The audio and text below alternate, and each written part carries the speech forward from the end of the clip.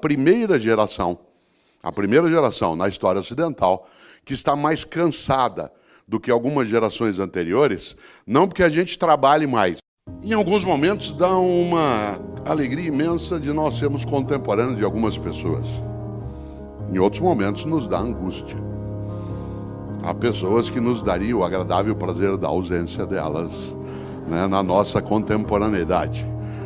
Eu fui contemporâneo e sou de várias pessoas das quais eu não tenho a menor ligação, né, e nenhum afeto de termos vivido na mesma época.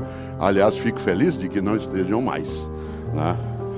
Algumas ainda não estão no caminho da partida, mas poderão sê-lo, né, em qualquer momento, em qualquer instante. Uma das coisas boas, né, da contemporaneidade é exatamente essa condição.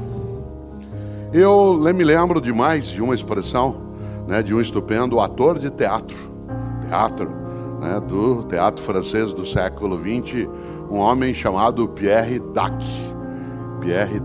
Aliás, eu mencionei quando estava no Auditório 1, né, que esta fala minha, ela está contida, né, em boa parte num livro que eu recomendo um dia se puder ter acesso, né, um livro chamado Gerações em Ebulição, o passado do futuro e o futuro do passado. E nesse livro, que é o diálogo com Pedro Bial, como eu dizia antes, no livro nós retomamos algumas ideias, uma delas é essa que eu vou colocar agora, do Pierre Dac, que é uma frase que eu vou dizer duas vezes pela profundidade e alcance que ela carrega. Disse Pierre Dac: o futuro é o passado em preparação.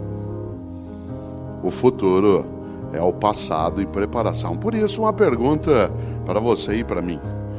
Qual passado nós vamos ter daqui a 20, 30 anos? Qual passado nós teremos daqui a 20, 30 anos? O professor Rubens falava da FAAP, 1947. Tem um passado, né, imenso, se imaginamos o que é que se passou em todo esse tempo. Qual é o passado que nós teremos daqui a 20, 30 anos? Isto é, em 2039, 2049, nós seremos olhadas e olhados como aquela geração de adultos e adultas que fez o quê? Em relação ao mundo, à convivência, à vida em geral no planeta, à decência na existência, à formação das novas gerações que conosco estão.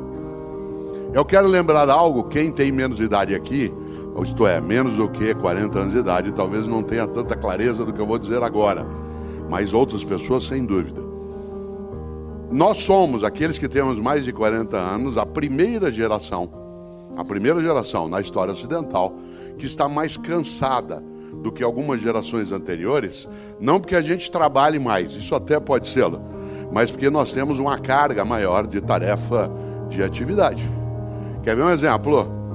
Meus pais, isto é, a geração que nasceu, né, nos anos 1920 em diante, até meados dos anos 1930, pré-FAAP, né, a geração que nasceu pré-FAAP, essa geração, ela tinha uma tarefa, assim como todas as gerações anteriores a ela. Cada geração cuidava de sustentar a si mesma e aos seus filhos até determinada idade.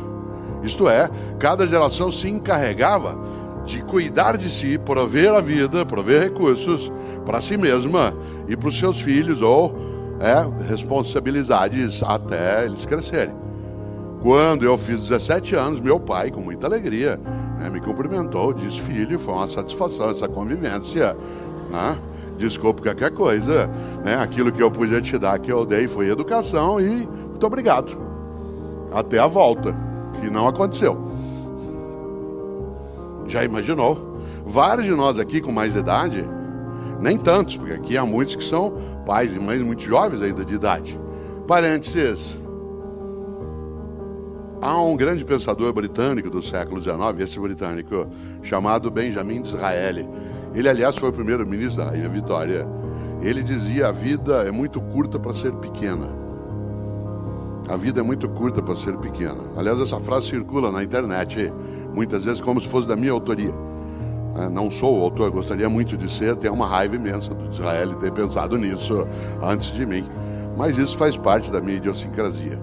No entanto, Disraeli, quando diz a vida é muito curta para ser pequena, o que ele quer dizer é que já basta que a vida curta seja para que a gente consiga apequená-la. E uma vida pequena, aquela que é banal, fútil, inútil, superficial.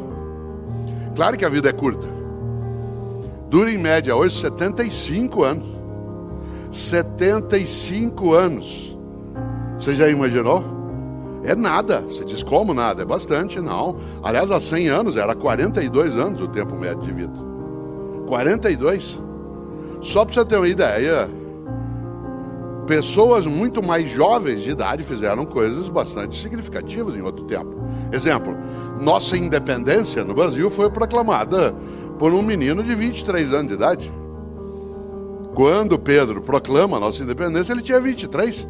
Ele era um pouquinho mais velho do que aquele ou aquela tua que está fazendo vestibular hoje.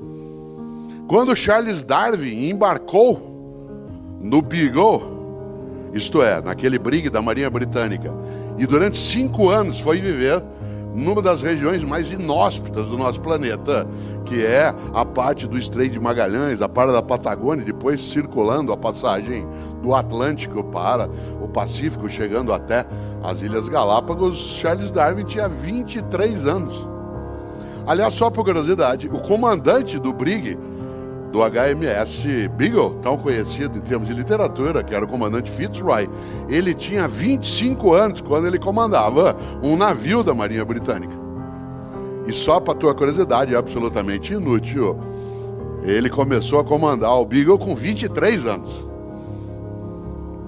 Interessante, se você imaginar teu filho ou tua filha com 20 anos de idade comandando um navio, um brig, proclamando a independência, e quem dera fosse a independência de você, né? Te liberar para você cuidar da tua vida, e ele vai cuidar da dele. E aí não, ele está hoje aí aos 17 para 18 anos fazendo vestibular, e você aqui tendo que assistir palestra, ou em São José, ou em Ribeirão Preto, ou nos outros auditórios, e aguardando ele sair, ou ela. Interessante, né? Claro que a vida é curta. O que ela não pode é ser pequena. 75 você acha muito quando você tem 10, 8, 15. Quando eu tinha 20 anos, alguém de 40 anos estava longe.